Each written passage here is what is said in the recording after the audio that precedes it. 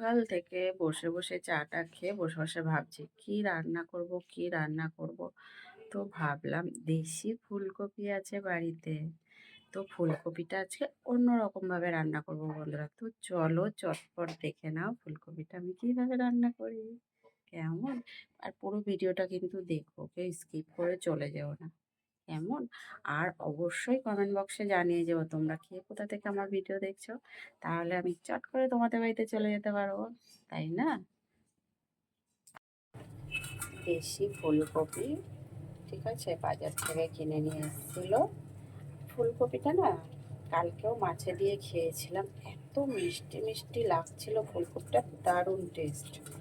তো সেই ফুলকপিটা আরও দু পিস ফুলকপি ছিল, তার থেকে এক পিস নিয়ে আমি দেখো কেটে নিয়েছি, সুন্দর করে কেটে ধুয়ে দিয়েছি। আর আমি কিন্তু ফুলকপিটা হালকা ভাপিয়ে নিয়ে কিছুই করে নিইনি। আর এখানে দেখো ফুলকপিতে আলু দেওয়ার জন্য আলুটাও দেখো সুন্দর করে পিস পিস করে কেটে ধুয়ে নিয়েছি। তো চলো এবার ফুলকপিটা রান্না করে নিই। আর ফুলকপিটা আমি কিভাবে রান্না করছি পুরো এটা পদ্ধতিটা তোমাদের দেখাবো। তো সবার আগে যেটা করব সেটা হচ্ছে ফুলকপিটা ভেজে নেব। দেখো তেলের মধ্যে দিয়ে দিলাম।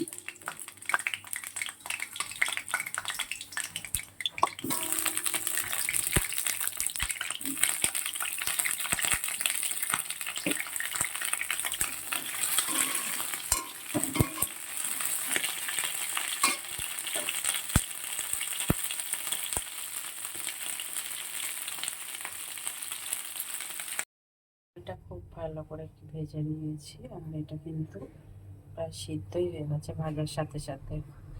এবারে আমি আলুটাও ভেজে নেব।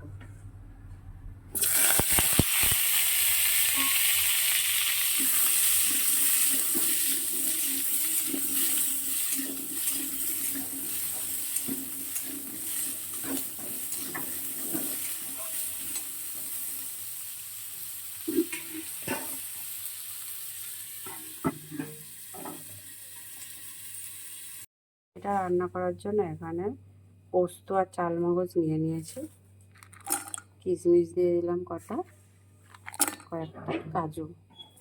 তো এবার আমি এটাকে পেস্ট করে নিই। দেখো আলু আর ফুলকপিটা তো ভেজে তুলে নিয়েছি, আর এদিকে তেল দিয়ে দিয়েছি কড়াতে, তেলটা গরম হোক। ততক্ষণ দেখো দেখাই তোমাদেরকে। এখানে দেখো চালমগজ, পোস্ত, কাজু, কিশমিশ যেটা আমি পেস্ট করার জন্য নিয়েছিলাম সেটা পেস্ট হয়ে গেছে, খুব ভালো করে দেখো পেস্ট করে নিয়েছি। আর এখানে দেখো গোটা শুকনো লঙ্কা আর দারচিনি, এলাচ, দারচিনি আর লবঙ্গ নিয়েছি, এলাচটা নিয়ে নিয়েছি। তো এগুলো আমি ফোড়নে দেবো।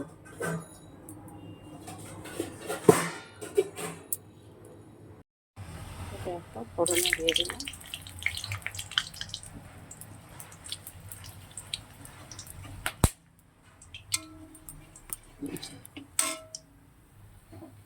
এবার আমি পেস্ট করাটা দিয়ে দিচ্ছি।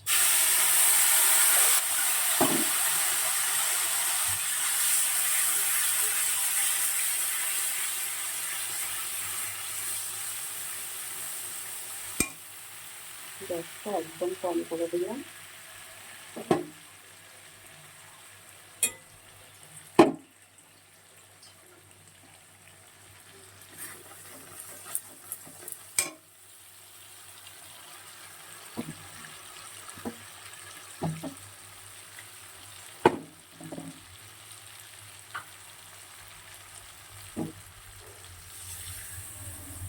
জল দিয়ে দিলাম।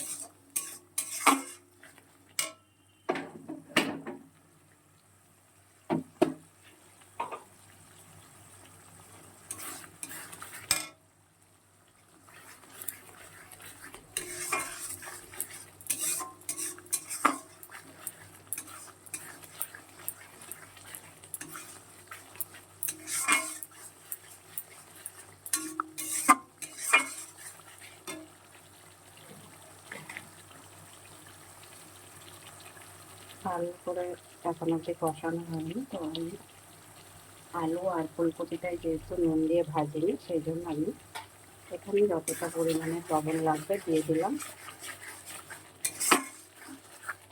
অনেকে তরকারিটা দেখেছি খুব টান টান নুন খায়, অনেকে একটু কম খায়, অনেকে একদম সমান সমান খায়। আমরা খুব টান টান নুনটা খাই না, পরিমাণে যতটা লাগে ততটাই খাই। তারপরে দেখো হলুদ দিয়ে দিচ্ছি,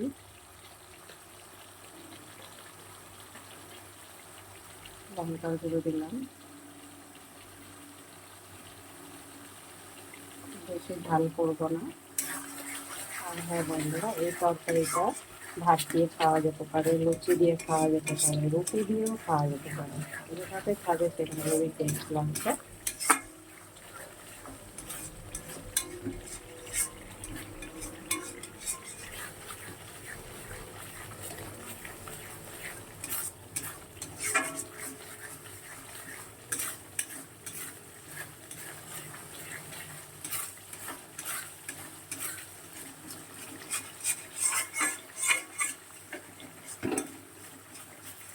দেখো আরেকটু বাকি আছে মশলাটা কষাতে আমার। এর মধ্যে দিয়ে দেবো ফুলকপি আর আলু যেটা ভেজে রেখেছিলাম সেটা দিয়ে দিচ্ছি।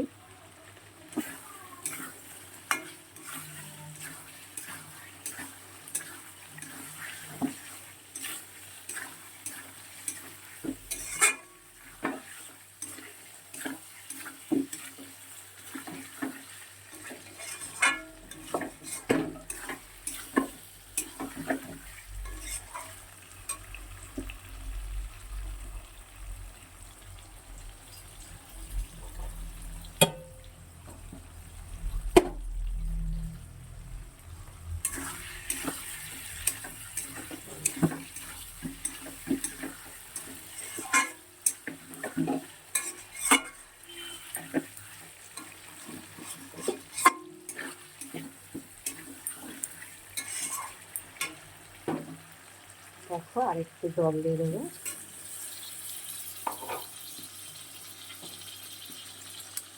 একটা কাঁচা লঙ্কা ফাটিয়ে দিয়ে দিচ্ছি।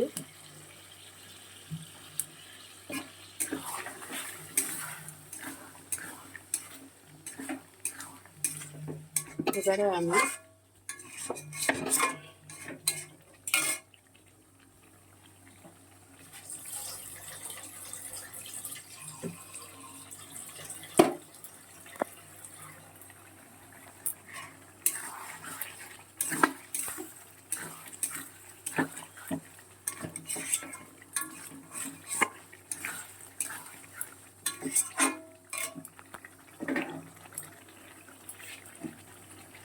আরও একটু জল দিয়ে দিলাম।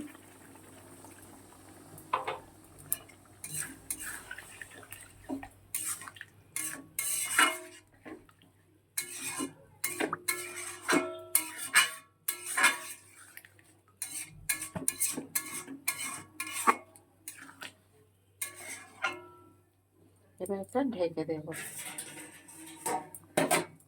ঢেকে আরও এখানে 3 থেকে 4 মিনিট রান্না করে নেব। তো চলো 3 থেকে 4 মিনিট পর আবার আসবো। আর 3 মিনিট পর এসছি, দেখতে পারবে এটা কেমন বলেছে বা কী হয়েছে।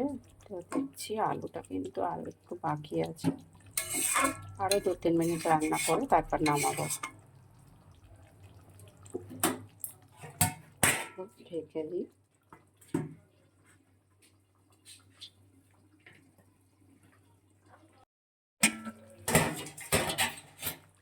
2-3 মিনিট পরে এসছি, এবার দেখা যাক আলুটা ঠিকঠাক সেদ্ধ হয়েছে কিনা।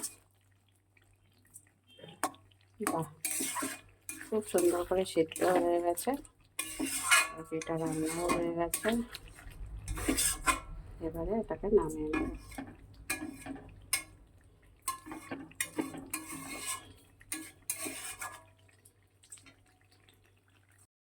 দেখো রান্নাটা আমার হয়ে গেছে। সবার শেষে যেটা দিচ্ছি একটু কসুরি মেথি দিচ্ছি আর সামান্য একটু চিনি দিয়ে দিলাম।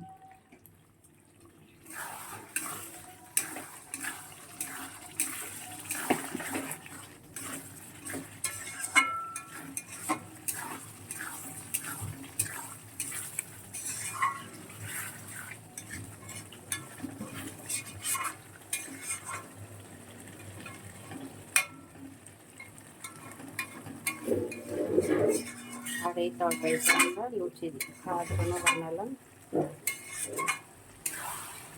তো ফুলকপি রসাটা তোমাদের কেমন লাগলো বন্ধুরা, অবশ্যই কিন্তু কমেন্ট করে জানিও।